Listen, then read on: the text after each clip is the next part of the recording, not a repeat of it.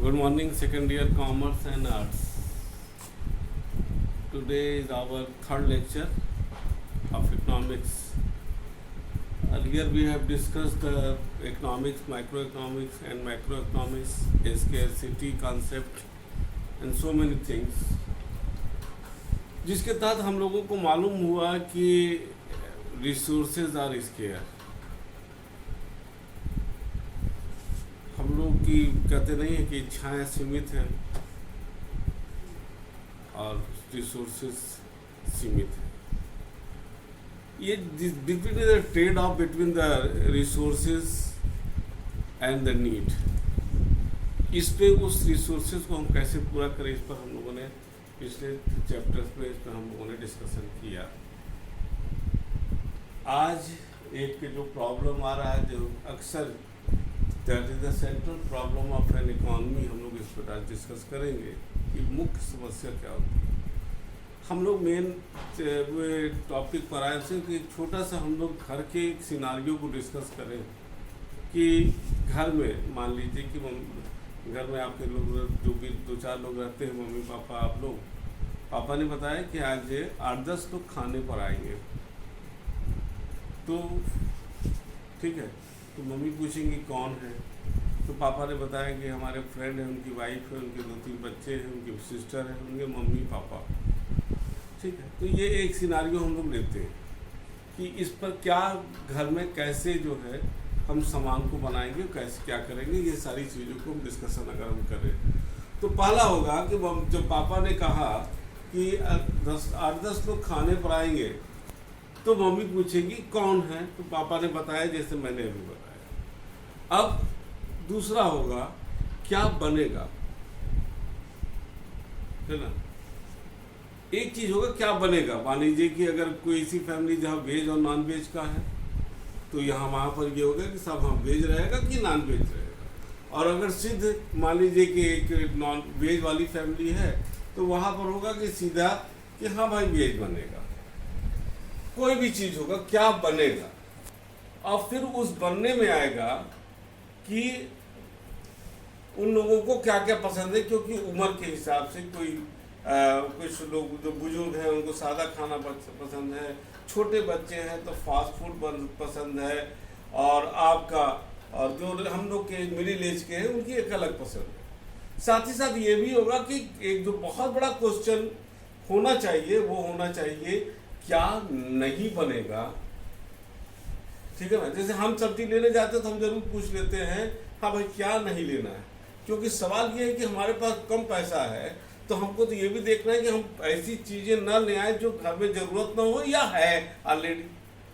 तो यहाँ पर है कि क्या बनेगा और क्या नहीं बनेगा, क्योंकि ये भी होना चाहिए। अब इसको कैसे पता लगाना, ये आपके पापा का काम है कि भाई क्या क्या नहीं बनेगा। कोई कह देगा भाई आप करेला ले आए, आप करेला हम नहीं खाएंगे, खाते हैं, तो जबरदस्ती का करेला जो है आपका 25-30-40 रुपया खर्चा हो गया और समय भी बर्बाद हुआ मम्मी का।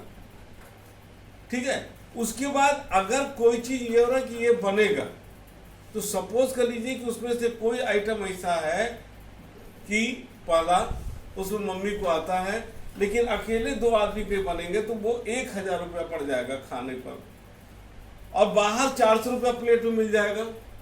तो ये होगा कि भाई बाहर से आप ले आओ। दूसरी चीज, अगर वो ऐसी चीज है जो मम्मी नहीं बना सकती, तो why she is wasting their resources and time, so it will be better for her कि वो उसको रेस्टोरेंट से, मार्केट से, बाहर से उसको मंगवा ले। उसके बाद एक चीज होता है भी कैसे बनेगा। कुछ आइटम ऐसे होता है कि जो आपका गैस पे बन सकता है, कोई अंगीठी बनेगा, ठीक है ना। खाने में क्या क्या बनेगा, कैसे बनेगा, कैसे दिया जाएगा, लास्ट में कैसे, ये सारी चीजें डिस्कशन होता है। ये एक बड़ा अहम विषय होता है। अब आप कहोगे सर ये यहाँ पर सेंट्रल प्रॉब्लम ऑफ इकोनॉमी में इसका क्या मतलब है। इसका मतलब है बेटा, अगर हम इस पूरे संक्षेप में स्टोरी को क्लास में हम और डिटेल इसको बताते, लेकिन इस स्टोरी को संक्षेप में जो मैंने बताया है, अगर इस स्टोरी को आप ध्यान से देखो, सुनो, तो जो 3 चीजें प्रॉब्लम निकल के आती है वो है आपका पहला व्हाट टू प्रोड्यूस,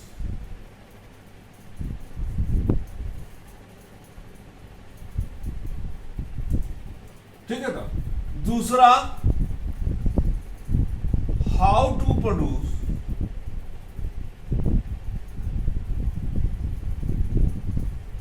और तीसरा आपका आ जाएगा फॉर होम टू प्रोड्यूस।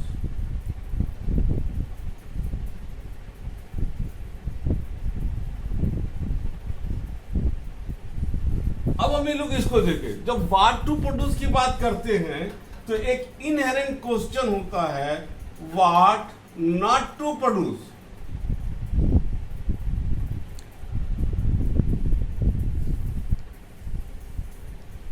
ठीक है, अब हम लोग इसको डिस्कस करते हैं। यहां से देखो, हर country, each and every country of the world is bearing its own entity, its own characteristic on the basis of the society, culture, geographical, economical, on each and every aspect। तो हम किसी भी एक देश के फॉर्मेट को अपने यहाँ हूबहू स्टैंडर्ड नहीं ले सकते। हर देश की अपना, हिंदी में अगर बात करें, एक सांस्कृतिक, एक सामाजिक, आर्थिक, भौगोलिक और जनसंख्या पर उनका एक अलग अपना कैरेक्टरिस्टिक होता है, और उस कैरेक्टरिस्टिक के आधार पर हम बात करते हैं कि उसके आधार पर हम वहाँ का जो है प्रॉब्लम जो है उसको हम देखते हैं और अकॉर्डिंगली हम प्लानिंग बनाते हैं। ठीक है ना।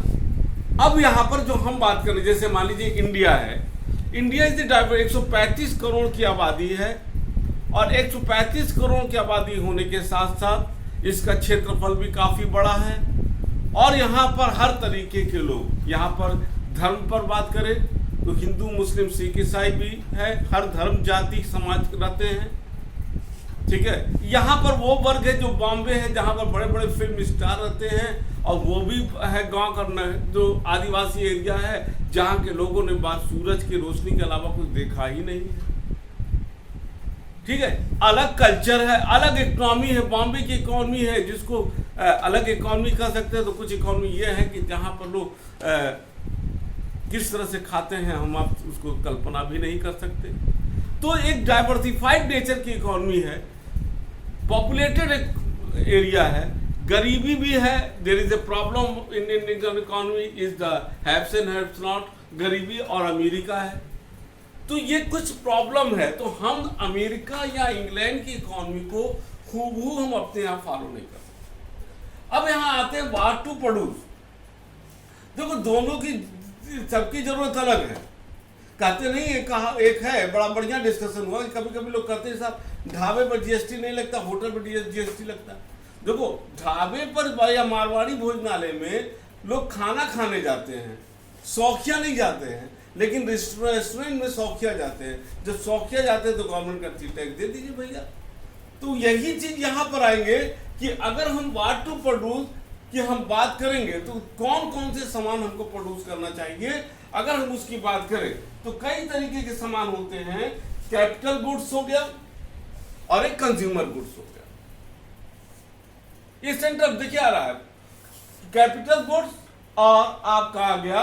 तो हम अभी इसको मिटाते हैं। व्हाट टू प्रोड्यूस में आपका पहला पॉइंट हम डिस्कस करेंगे कि अगर हम उसका कैपिटल गुड्स है और कंज्यूमर गुड्स,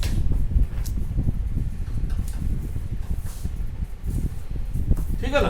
अब हमको इसमें से दोनों देखता है, कैपिटल गुड्स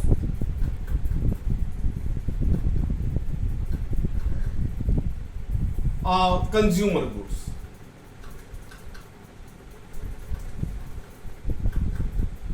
अभी आपको पता नहीं होगा कि कैपिटल गुड्स क्या होता है, और उसके अलावा दो गुड्स और निकाल सकते हैं हम लोग इसमें। मास गुड्स, इसको थोड़ा सा लेके, मास जिसको ज्यादातर लोग यूज करते हैं, और दूसरा प्राइवेट गुड्स।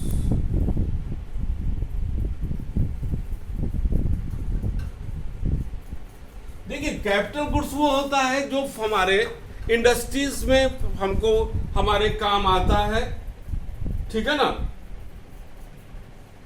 और वहां पर जो है आपका इंडस्ट्रीज में मशीन है, ये है, वो है, ये कैपिटल गुड्स है। कंज्यूमर गुड्स जो प्रोडक्शन इसलिए होता है कि जो फाइनल कंज्यूमर है उसका उपयोग कर ले और उसको, ठीक है ना, वो उसको हम लोग कहते हैं आपका कंज्यूमर गुड्स। जैसे आपका जूता, चप्पल, कपड़ा, घड़ी, ये सब हो गया आपका कंज्यूमर गुड्स, जिसको कंज्यूमर। मास गुड्स वो होता है जिसको ज्यादा से ज्यादा लोग, choice between the mass goods and luxury goods, ठीक है, choice between the civil goods and war goods. देखिए ये सारी चीजें आ रही है कि हमको क्या बनाना है। अब हमको अपनी जरूरत के हिसाब से देखना है। कैपिटल गुड्स, मास गुड्स। अगर हम मास गुड्स की बात करेंगे तो लग्जरी गुड्स। अब देखिए हमारे पास एक, हम आपको एग्जांपल देते हैं, हमारे पास रिसोर्सेज कम है और हमको जो है कार की फैक्ट्री डालना है। इंडिया के हिसाब से कौन सी कार की फैक्ट्री?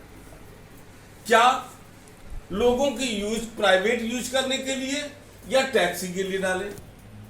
अगर देखा जाए तो अगर टैक्सी के लिए डालते हैं तो जो लोग टैक्सी चलाएंगे उनको रोजगार मिलेगा, ठीक है। और अगर हम पर्सनल यूज के लिए कार बनाते हैं तो वो लोग ले जाएंगे जो पैसे वाले हैं, उनके लिए जाएगा।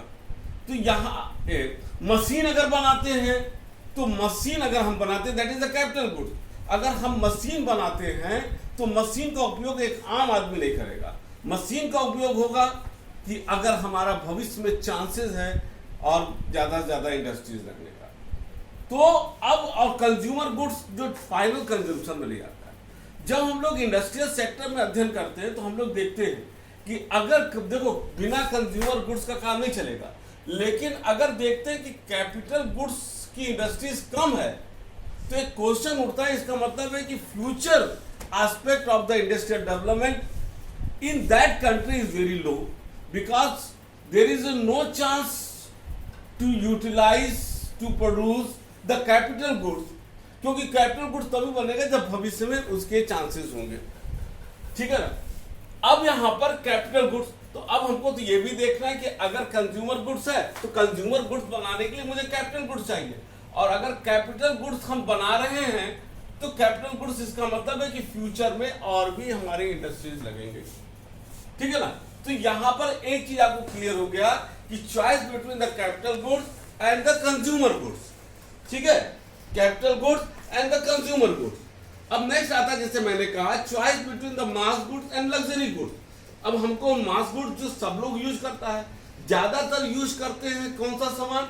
हम लोग ज्यादातर यूज करते हैं जो लोग बेसिक चीजों को सामान ज्यादा यूज करते हैं, और लग्जरी गुड्स जो एक अलग इलाइट वर्क यूज करता है, टीवी है, फ्रिज है, कार है, इसको करता है।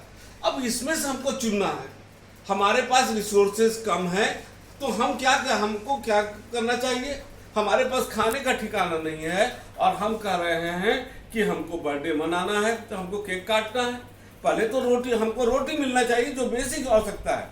अब ये हर एक कंट्री का अलग है। तीसरा अगर हम बात करते हैं choice between the civil goods and war goods. अब जैसे इंडिया में है, इंडिया में हमारे अगल बगल पड़ोसियों से लेकर तमाम जो एक परिस्थितियां हैं, हमको ज्यादा से ज्यादा अपना खर्चा जो है हम देख रहे हैं। आजकल तेजस आ रहा है तो फलाना आ रहा है तो ये तो वो बंदूक आ रहा है, हम इस पर खर्चा कर रहे हैं, ठीक है ना। सिविल गुड्स वो हुआ जो एक आम आदमी उपयोग करता है, अब हमको इसमें चॉइस करना है, ठीक है ना। अब और दूसरा प्राइवेट गुड्स और एक पब्लिक गुड्स। पब्लिक गुड्स का क्या है? पब्लिक सड़कें बनना चाहिए, डैम बनना चाहिए। अब ये सारी चीजें हमको यहाँ पर, अब यहाँ पर एक चीज है, ये सारी चीजों की अपने अपने हिसाब से जरूरत है, लेकिन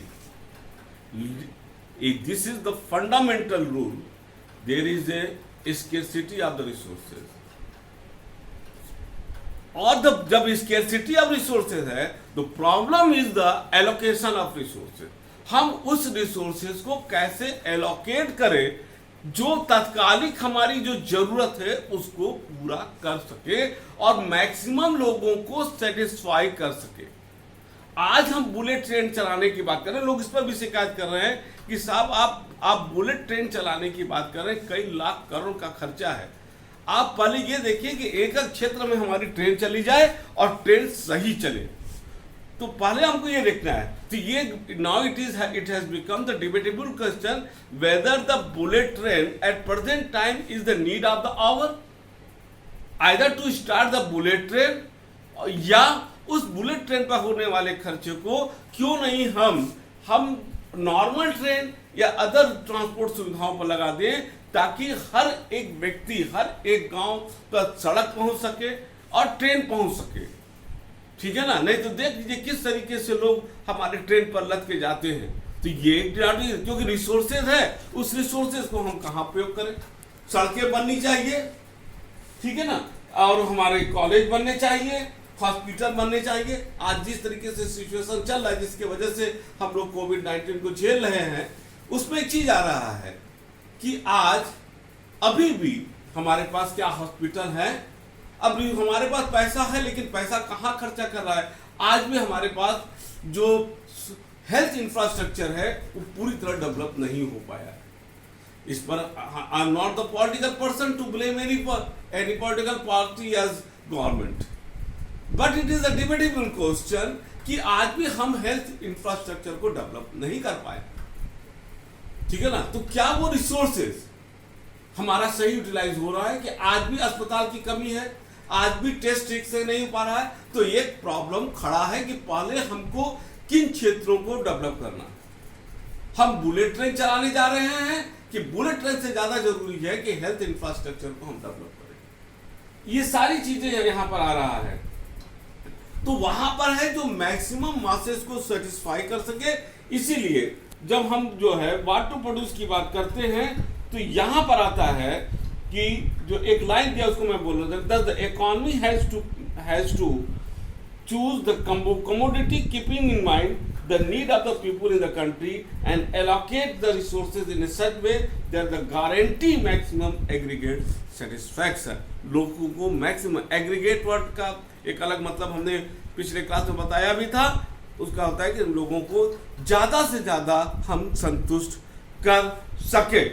तो यहां पर पहला चीज हो गया व्हाट टू प्रोड्यूस। अब हमने एक थोड़ा सा इस पर हम और डिस्कस करेंगे व्हाट नॉट टू प्रोड्यूस। देखिए, हम रिसोर्सेज आर लिमिटेड, तो अगर हम उन चीजों को बना रहे हैं क्योंकि जो हमारे यहाँ जरूरत नहीं है, why we are wasting our resources.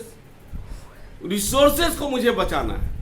मैंने एक स्टोरी भी आपको बताया था रिसोर्सेज के संदर्भ में, और वो ये था कि रतन टाटा एक बार जर्मनी में गए थे। This is a real story, आपको ध्यान से सुनना चाहिए और शायद इंडियन के लिए बहुत जरूरी है। जर्मनी में गए थे और उनके मित्र ने एक रेस्टोरेंट में उनको खाने का दिया था। मैंने इसके पहले भी एक उसके संदर्भ में बताया था। अब वहां पर उन्होंने लोगों ने, जैसे हम इंडियन का आदत है, खाते कम में फेंकते ज्यादा है। और एक बार 2008 में जब हमारे यहाँ ग्रेट रिसेशन, महंगाई काफी आ गई थी, तो उस समय अमेरिका के राष्ट्रपति थे जॉर्ज बुश, उन्होंने कहा था कि विश्व में जो खाने पर महंगाई आई है वो only due to the Indians, क्योंकि इंडियन खाते कम है, फेंकते ज्यादा हैं। ये जॉर्ज डब्ल्यू बुश ने कहा था, जो उस समय प्रेसिडेंट थे। उसका एक हम बताते हैं एक कहानी, और रियल स्टोरी है। तो ये रतन टाटा ने लिखा था एक लेख में।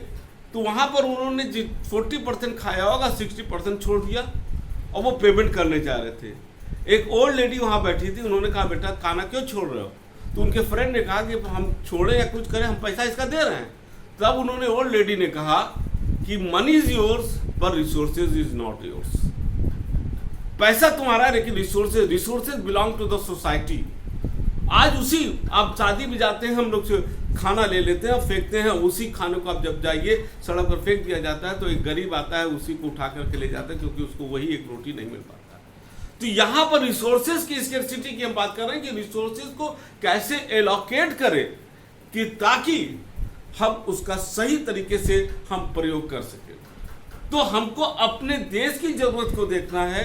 जैसे इंडिया है, इंडिया के हिसाब से हमको देखना है कि इंडिया में बेरोजगारी ज़्यादा है, इंडिया में जो है क्या कहते हैं, बेरोजगारी है, गरीबी है, यहाँ पर ज़्यादातर लोग एग्रीकल्चर बेस्ड है, रूरल बेस्ड है। तो हमको वहाँ पर ऐसे सामानों बनाना है, और ऐसे सामानों को नहीं बनाना है जिससे हमारा रिसोर्सेज वेस्टेज हो। ठीक है ना।